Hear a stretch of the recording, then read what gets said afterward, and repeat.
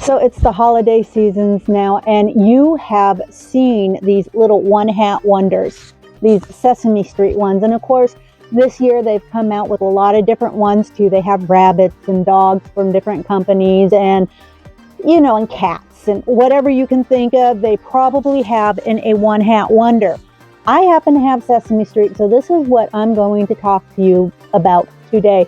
And of course, if you're watching this, you probably have a whole bunch of them too, or you're thinking about buying a whole bunch of them, taking advantage of these sales where you can buy these things for pretty much a couple of dollars a piece, which if you're a crafter who sells at craft fairs, or you have a lot of kids to make these quick little makes for, this is really, really an optimal kind of a craft. It's a nice little setup. It gives you something that's licensed, that everybody recognizes, and they're going to enjoy and get some use out of.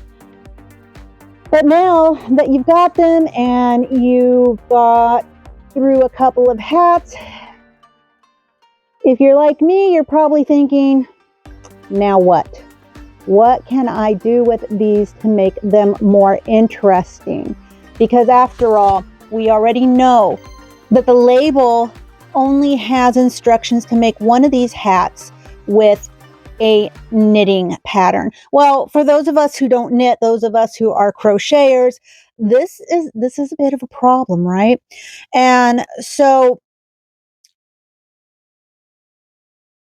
I'm going to make a quick little shameless plug. I do have a video linked in the description box below that shows a pattern that I used that uses just the amount of yarn that is given in these particular little cakes in order to make this hat. You can make sizes up into like a 10-year-old, and I can't imagine too many kids older than that wanting one. I mean, they might if they're a teenager who's got, a bit of a sense of humor.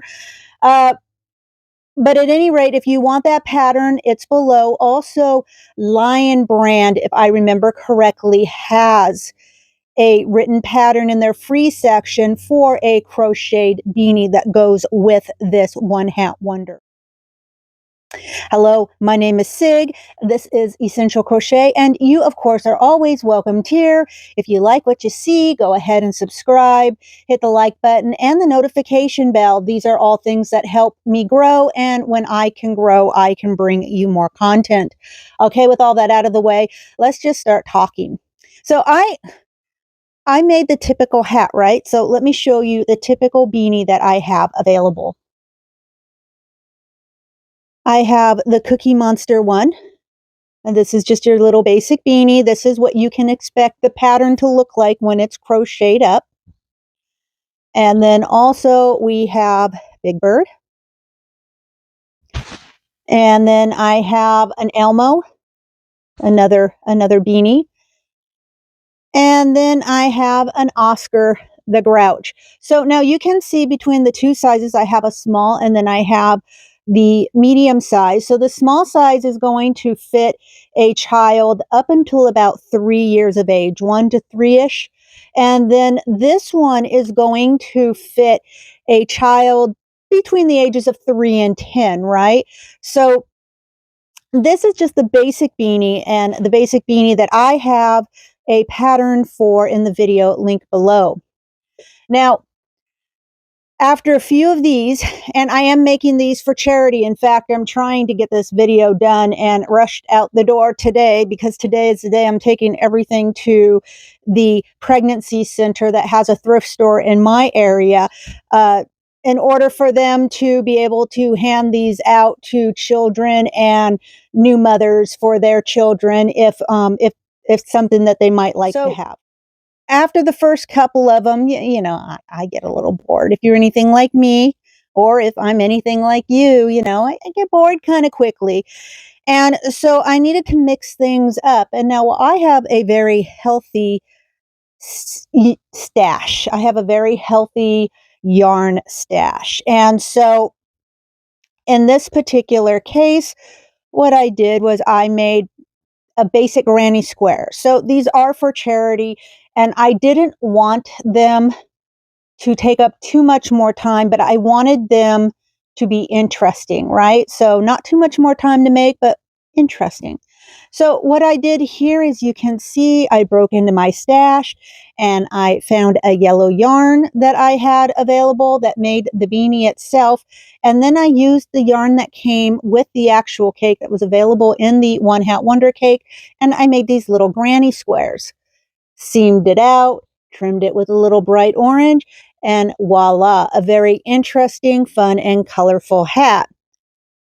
I did that with Oscar as well. You can see basically the same idea.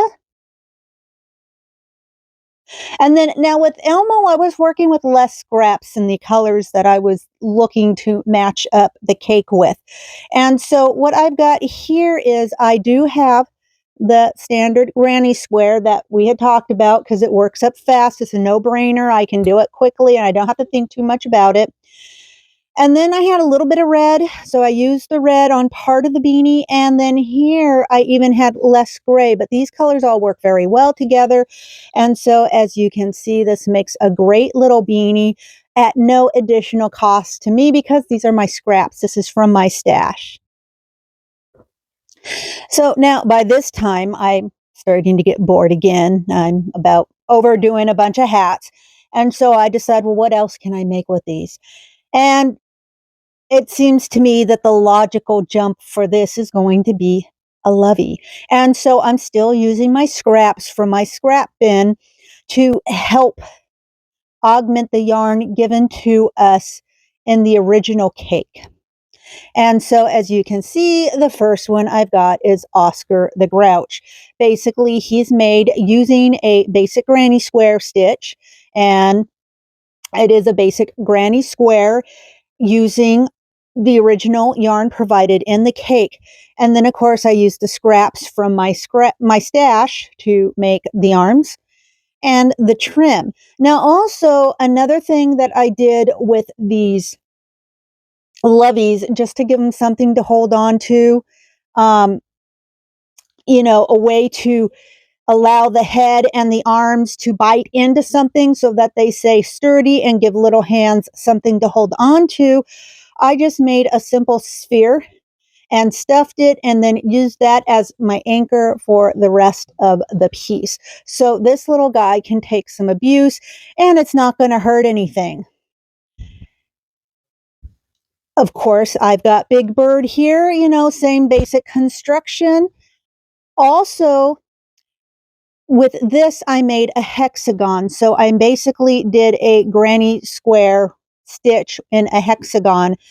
And of course, as you can see here, the trim is a little different. This is really a good time to experiment with different borders.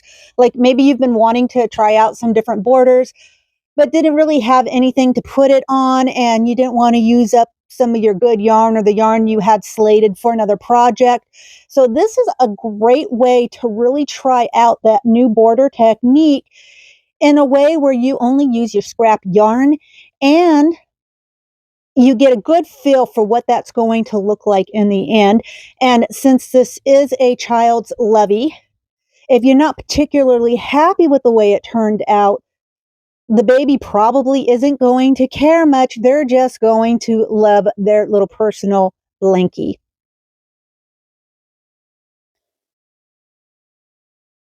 So you can see here, I got a Cookie Monster. There again, a different kind of border. And because it's a Cookie Monster, I did this on a hexagonal shape as well. Same granny square stitch. The granny square stitch I can practically do in my sleep. And so it works up super fast and super easy. Don't have to think about it. And it's great for these little projects, especially when you have a lot of them to make. Here with Elmo, exactly the same thing, same kind of anchor, same super basic little arms. Just go ahead and crochet yourself up one long tube. And this is pretty much it. You stuff it and you anchor it in. And then, of course, you just use a simple trim. Like in this case, this is just a simple shell trim and, in a corresponding color. And it works out quite nicely.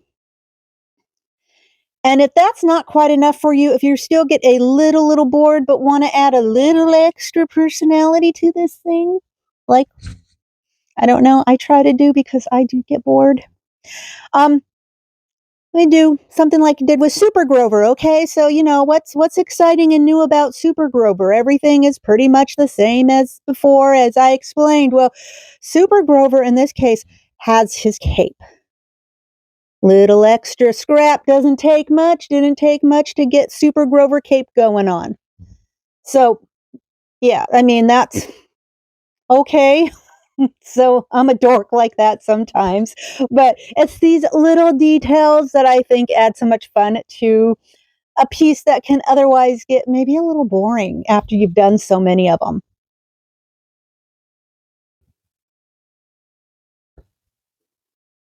Now, the last thing I have to show you is this baby Afghan. It can be a baby Afghan, it can be a little personal Afghan for an older toddler, but it's still an Afghan, right?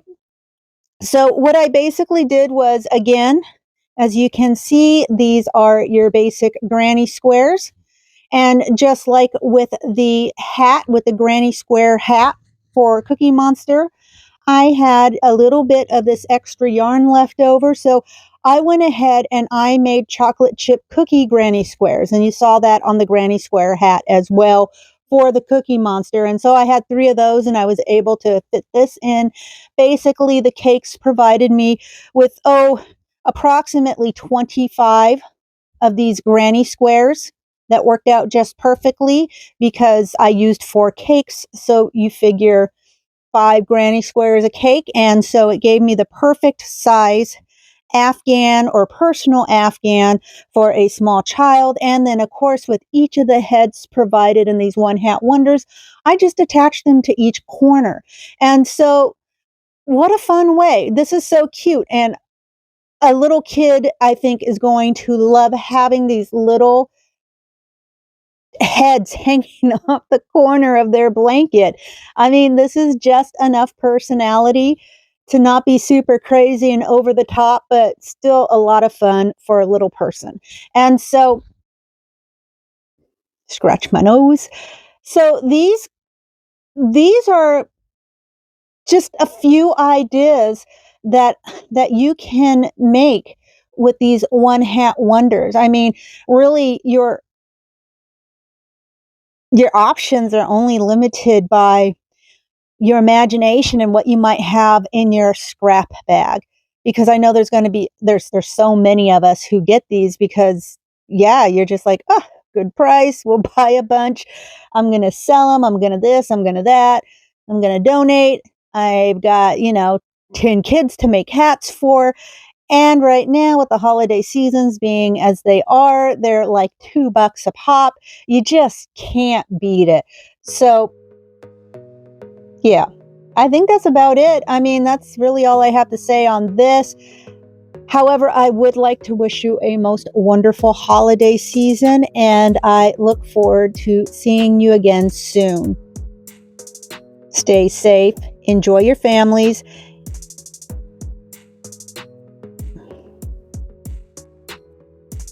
Yeah, bye bye.